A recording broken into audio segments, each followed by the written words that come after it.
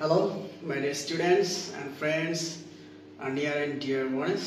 আজকে তোমাদের জন্য নিয়ে আসলাম প্রিপোজিশন পার্ট 3 নিয়ে। ব্যস্ততার কারণে প্রিপোজিশন করে ক্লাসটা কন্টিনিউ করতে পারতেছিলাম না। তোমাদের রিকোয়েস্ট আবার চলে এলাম। ইতিপূর্বে আমরা প্রিপোজিশনের উপর দুইটা ক্লাস করেছি। একটা হচ্ছে উপরে প্রিপোজিশনগুলির ব্যবহার আর একটা হচ্ছে নিচে প্রিপোজিশনগুলির ব্যবহার। আর আজকে নিয়ে আসলাম সামনে এবং পিছনে। তোমরা দেখতে পাচ্ছ সামনে এবং পিছনে এই দুইটার ক্ষেত্রে আমরা কি প্রিপোজিশনগুলি ব্যবহার করব। তো okay, let's get started, don't be delayed. এখানে হচ্ছে আমরা লিখেছি ইন ফ্রন্ট অফ সামনে, বিফোর সামনে। হ্যাঁ, আমরা জানি বিফোর অর্থ সামনে, ইন ফ্রন্ট অফ অর্থ সামনে। ওকে ফাইন, তাহলে আমরা কোনটা কোথায় ব্যবহার করব এটা হচ্ছে আমাদের কনফিউজড। তা আজকের পর আই হোপ তোমাদের আর কোনো কনফিউজ থাকবে না, ক্লিয়ার হয়ে যাবে। প্রথম প্রিপোজিশন হচ্ছে ইন ফ্রন্ট অফ। এটা আমরা প্রিপোজিশনাল ফ্রেজও বলতে পারি, শুধু প্রিপোজিশন এটা প্রিপোজিশনাল ফ্রেজ বলা যায়। আমরা জানি একের অধিক ওয়ার্ড, হ্যাঁ, শব্দগুচ্ছকে ফ্রেজ বলা হয়। ফ্রেজের বাংলা হচ্ছে শব্দগুচ্ছ। Okay fine, that's not my topic today. So in front of, যে কোনো কিছুর সামনে। যে কোনো কিছুর সামনে বলতে আমরা বলতে পারি যে আমার বাড়ির সামনে একটা স্কুল আছে, খুব ইজিলি। তারপর আমরা বলতে পারি যে আমার স্কুলের সামনে একটি দোকান আছে। তাহলে এই যে সামনে বললাম, এই সামনেগুলি হচ্ছে প্রিপোজিশন। আর এই প্রিপোজিশনগুলির ক্ষেত্রে ইন ফ্রন্ট অফ আমরা ব্যবহার করব। কারণ এখানে আমরা দেখতে পাচ্ছি বিফোর আরেকটা প্রিপোজিশন রয়েছে, এটার অর্থ আমি সামনেই লিখেছি, তোমরা দেখতে পাচ্ছ সামনে, কিন্তু দুইটার মধ্যে অবশ্যই ডিফারেন্ট আছে। তাহলে ইন ফ্রন্ট অফ আমরা ব্যবহার করব যে কোনো কিছুর সামনে। হ্যাঁ, পার্থক্য হবে এটার সাথে। তাহলে আমরা যদি একটা এক্সাম্পল লিখি, আমরা বলতে পারি যে আমার বাসার সামনে একটি হসপিটাল আছে। তাহলে আমরা লিখি there is a hospital in front of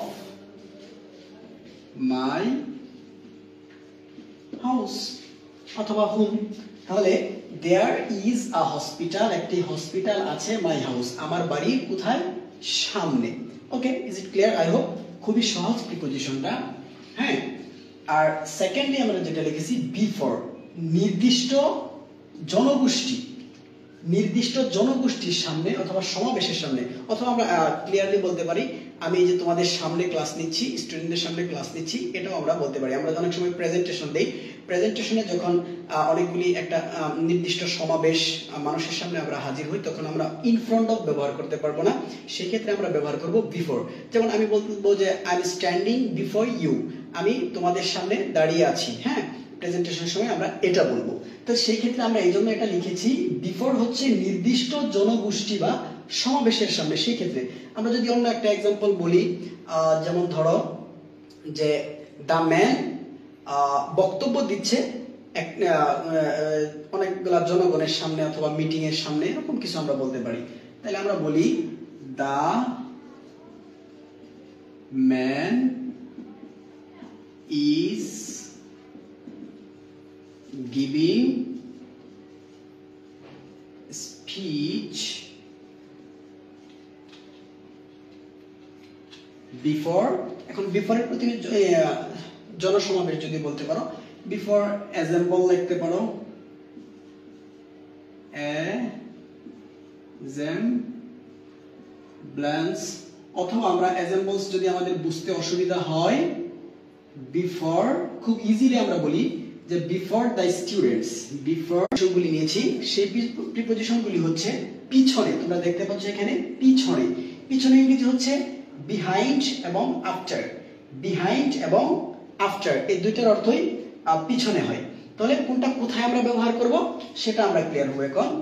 যে কোনো কিছুর পিছনে, যেমন আমরা যে ইন ফ্রন্ট অফ ব্যবহার করেছিলাম যে কোনো কিছুর সামনে, তাই সিমিলারলি ইন ফ্রন্ট অফ এর বিপরীত, অপোজিট একটা প্রিপোজিশন হিসেবে আমরা ব্যবহার করব behind। আমরা এটাকে behind বলি, অনেকেই behind বলি, মেইনলি হচ্ছে রিচ ইংলিশ এটাকে behind উচ্চারণ করা হয়।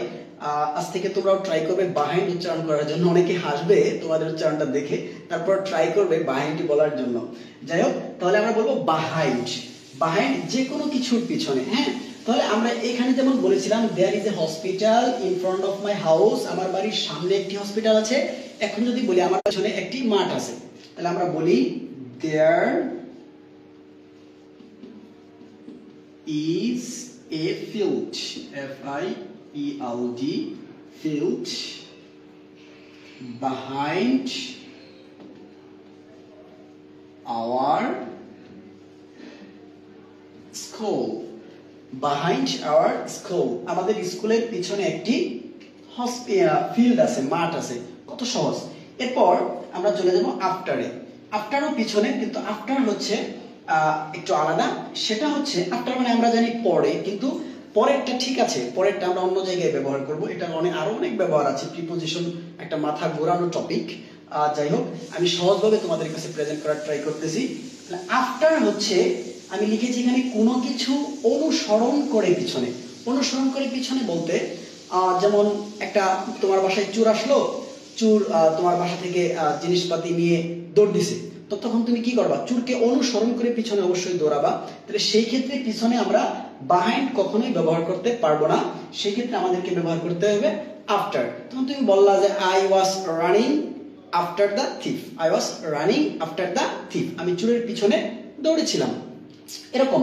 তাহলে আমরা এটা যদি আরেকটা সেন্টেন্স বলি, যে আমরা একটা অনেক বিখ্যাত সেন্টেন্স আছে, সেটা আমি আজকে তোমাদেরকে লিখে দেই। সেটা তোমরা অনেক জায়গায় পাও। A man ran after money, মানুষ টাকার পিছনে ছুটে, টাকাকে অনুসরণ করে মানুষ, হ্যাঁ, টাকা পাওয়ার জন্য ছুটে। হ্যাঁ, তো এটা হচ্ছে মানুষ টাকার পিছনে ছোটে। এই জন্য আমরা এখানে আফটার ব্যবহার করেছি। এখানে কিন্তু বিহাইন্ড দিলে অথবা বাহাইন্ড দিলে এটা অ্যাপ্রোপ্রিয়েট হবে না। আমাদের এখানে অবশ্যই আফটার ব্যবহার করতে হবে, কারণ এটা হচ্ছে অনুসরণ করে পিছনে ছোটা। আই হোপ তোমরা এই চারটি প্রিপোজিশন বুঝতে পেরেছ। যদি তোমরা কন্টিনিউ করো, আগামীকালকে আমি নিয়ে আসবো পাশে অথবা আশেপাশে এই ধরনের কোন প্রিপোজিশনগুলি নিয়ে। আমি মানে সাইড বাই সাইড প্রিপোজিশনগুলি তোমাদের কাছে তুলে ধরতেছি, যেন তোমাদের জন্য খুবই সহজ হয়।